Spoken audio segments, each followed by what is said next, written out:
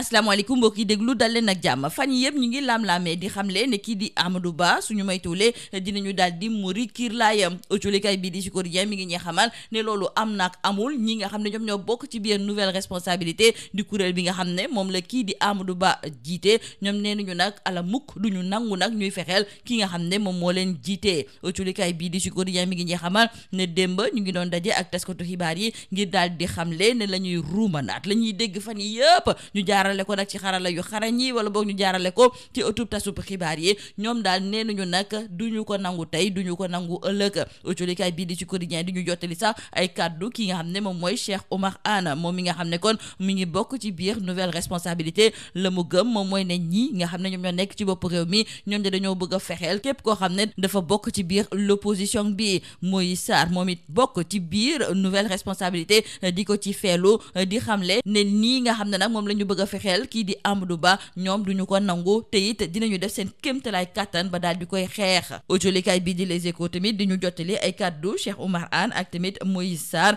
ñoom ñëpp nag nañu jàpp ne daal dañoo fas yéene nag xàccandoo di dóorandoo jëmale ko ci képp koo xam ne da nga bëgg a fexeel kii di Amadou Ba moom moomu di Amadou Ba ak kuréelam bii di nouvelle responsabilité autolikaay bii di Vox Populi moo ñu xamal ne ñoom pare nañu taxaw nañu temm te it nee nañu nag lépp loo xam ne moom la xeex gi laaj ñoom dinañ ko def ci ni mu waree rax ci dolli tamit dinañu daal di wër ci biir Sénégal yëpp ngir waxtaan nag ak askan bi fi yeewoo ci lu jublu nag ci mbirum Farba Ngom autolikaay bi di l'Observateur moo ñu xamal ne moom de li des ñu daal di koy convoqué bëreetul Farba Ngom nekk député ak tamit maire des Agnam suñu naataango yi ñu ngi ñuy xamal ne am na ab document goo xam ne nag yegg si na démb fële nga xam ne moom mooy ca parquet du pôle judiciaire financier te nag document boobu moom mooy tax ñu war leen a mën a déglu suñu naataango yi sax di xamle ne am na ab homme d'affaires bu siiw ak tamit ay gérant de société civile immobilière yoo xam ne dañ leen a fas yéene déglu jafe-jafe yu tat ci wàllu koom moom la autolikaay bii di Tribune daal di xëyee ndaxte jafe-jafe yooyu nag ñu ngi koy gën a nemmeeku ci wàllu jaww ji rawatina nag ca aéroport international Blaise Diagne ak tamit ca port bu Dakar autolikaay bii di Tribune mi ngi ñuy xamal ne bu ñu sukkandikoo ci xayma yi ñu am ci weeru novembre bu atum 2024 ma ngay wone ne yëngu-yëngu yi ñu daan faral di amal fa li nga xam ne moom mooy ca AIBD dafa wàññeeku bu baax a baax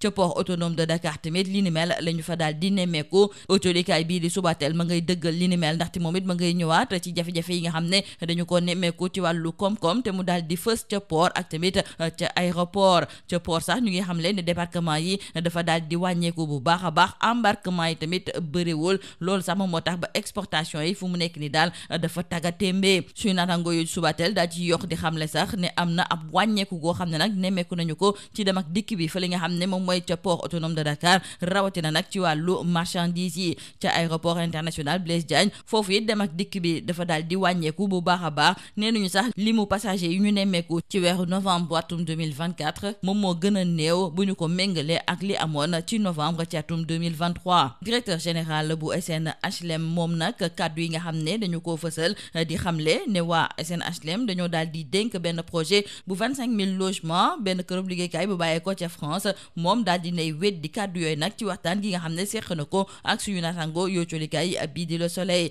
Bassirou Kébé yoo colikaay bii di Le Soleil di ñu jottale ay kàddoom moom muy xamle ne du mës a jël nag entreprise bu bàyyee ko ca bitim réew di ko teg ci kaw kërub liggéeykaay yi nekk fi ci même réew demoon na sax nemmeeku ji nag syndicat professionnel des entrepreneurs du BTP du Sénégal foofu nag waxtaan yi tax na daal ba lépp loo xam ne dafa jublu ci wàllu gàkk-gàkk gi amoon ci seen diggante ñu daal di koy dindi ndàmpaay yi nga xam ne dañu ko fas yéene jébbal ñi lorule ci xew-xew politique yi amoon li ko dalee atum 2021 jàpp 2024 autolikaay bi di Le Quotidien mi ngi ñuy xamal ne ba léegi bëri na ay coow rax ci dolli am na ñoo xam ne ñoom dafa mel ni dinañ leen a fàtte suñu naataango yi daal di lim station service yi ñi nga xam ne ñoom ñoo ko jiite woon ñoom ñi nga xam ne seen station dañu ko yàqati li ci ëpp ñi yore grande surface yi ak tamit yenn ci ay commerçant yi nga xam ne daal seeni boutique yi dañu ko toj autolikaay bii di Point Actu nag moom mooy ñëwaat ci ndimbal gi nga xam ne da daan jóge ca Amérique te nag ñu koy jébbal yenn ci ay kuréel fii ci même réew suñu naataango yi ñu ngi ñuy xamal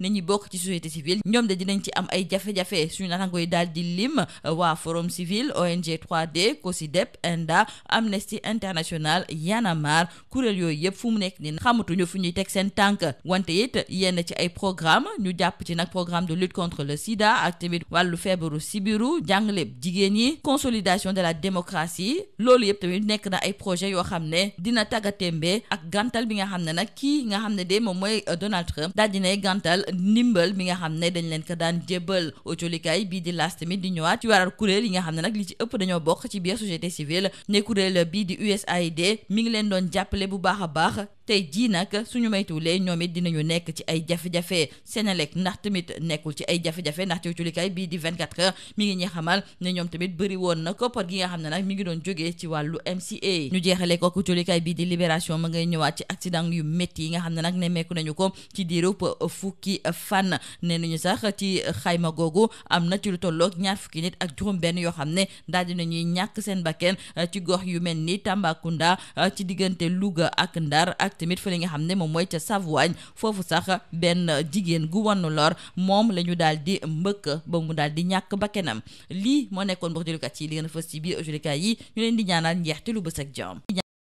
Mesdames et messieurs, bonjour. L'ancien Premier ministre Amadou Ba serait sous la menace d'une supposée demande de levée de son immunité parlementaire. Eh bien, retenons avec nos confrères du journal Sud Quotidien que le camp de l'ancien Premier ministre ne compte pas laisser son leader seul face à cette supposée demande. Hier, face à la presse, la nouvelle responsabilité a dénoncé une tentative manifeste de liquidation politique de son patron. Selon Cheikh Oumar Anne et les autres membres de la nouvelle responsabilité, il s'agit d'une manœuvre visiblement orchestrée par le régime en place visant à museler les voix discordantes de l'opposition. Le parti de l'ancien chef du gouvernement a estimé dans la foulée que cette information relayée dans les médias ne peut en aucun cas prouver qu'Amadou Ba a été épinglé par un rapport. Selon Moïse Sarr, c'est un instrument de règlement de compte, une tentative manifeste d'élimination d'hommes politiques. Le régime en place cherche à décrédibiliser les figures de l'opposition et à faire taire toute dissidence par des menaces judiciaires. Cette manœuvre est vouée à l'échec. Et notons toujours avec nos confrères du journal Sud Quotidien que la nouvelle responsabilité a annoncé une tournée nationale dans les prochains jours pour s'adresser aux Sénégalais. Dans le journal Les Échos, nos confrères nous rapportent également les propos de Cheikh Oumar Anne, mais aussi de Moïse Sarr, tous deux membres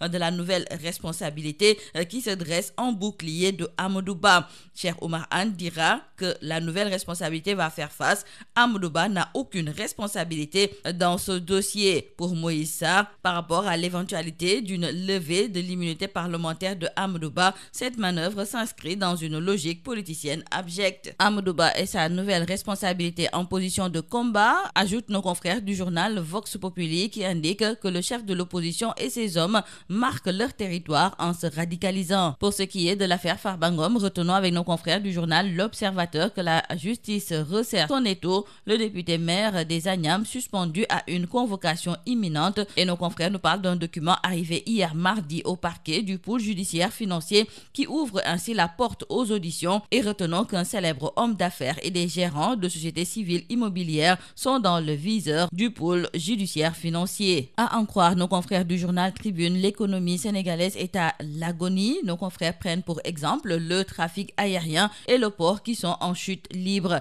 Les données de novembre 2024 révèlent un recul important du trafic à l'AIBD. Les mouvements d'aéronefs ont diminué de 7,3% durant la même période, et au port autonome de Dakar, une chute de 14,5% des débarquements en un an a été enregistrée. Le secteur le plus touché reste le commerce, pilier de l'activité portuaire. Nos confrères du journal Subatel relèvent également cette situation alarmante ici au Sénégal avec le port et l'aéroport qui franchissent la ligne rouge. Nos confrères nous indiquent qu'au port, des débarquements sont en forte baisse, un signal inquiétant, des embarquements également en souffrance, et les exportations ne sont pas épargnées. Une baisse historique du trafic de marchandises a été constatée, et à l'aéroport, il y a aussi eu moins de vols enregistrés, une baisse du nombre de passagers. Le nombre total de passagers a reculé de 4,6% en novembre 2024 par rapport à novembre 2023. Attribution supposée d'un contrat à une entreprise française. Nos confrères du quotidien Le Soleil nous fournissent aujourd'hui les éclairages du directeur général de la SNHLM. Bassirou Kébé sort de sa réserve. Le directeur général de la SNHLM dément formellement les informations livrées sur le supposé marché de 25 000 logements confiés à une entreprise française. Des manipulations et mensonges qu'il dénonce dans l'entretien qu'il a accordé à nos confrères du quotidien Le Soleil. L'on nous signale par la même occasion que ce dernier a rendu visite hier au syndicat professionnel des entrepreneurs de BTP du Sénégal, et les échanges échanges ont permis de dissiper les malentendus. Le directeur de SNHLM d'ajouter qu'il ne privilégierait jamais une entreprise étrangère. Et l'on reparle de l'indemnisation des victimes de 2021 à 2024. C'est toujours la grande complainte, nous disent nos confrères du quotidien Le Quotidien. Donc la mesure continue de soulever controverses et polémiques du fait d'une sélection qui met à l'écart d'autres impactés par ces événements. Et pour l'instant, aucune compensation n'a été proposée aux gérants de stations-service qui ont vu leur matériel de service cassé et brûlé par des pillards, les vendeurs, les banquiers, idem, sans parler des grandes surfaces. Dans le quotidien Point Actu, nos confrères reviennent sur la suspension de l'aide américaine et nous indiquent que Donald Trump frappe aussi dans la société civile. Elle fait partie des victimes collatérales. Plusieurs ONG comme le Forum Civil, l'ONG 3D, COSIDEP, ANDA, Amnesty International, Y'en a marre dans la tourmente, la lutte contre le sida et le paludisme, la sensibilisation citoyenne, l'éducation des filles, le suivi de la gouvernance, la consolidation de la démocratie, l'éducation à la santé, tous ces secteurs en sursis. Et nos confrères d'ajouter que l'USAID est la première victime des restrictions budgétaires de Trump. Dans le quotidien LAS, nos confrères reviennent également sur les conséquences éventuelles de la fermeture de l'agence américaine USAID au Sénégal sur les ONG et associations de la société civile, des think sans tank, titre nos confrères du quotidien LAS. Et toujours par rapport à cette suspension de l'aide américaine, nos confrères du journal 24 heures s'intéressent également aux conséquences, mais surtout sur la Sénélec. Terminons par nos confrères du journal Libération qui reviennent sur ce carnage sur les routes du Sénégal. Au moins 26 morts enregistrés en 10 jours. 6 décès ont encore été enregistrés après 3 accidents survenus entre lundi et mardi à Tambacounda sur l'axe Louga-Saint-Louis et Savoigne où une femme enceinte a été mortellement fauchée. C'est tout à vos journaux et très bonne lecture.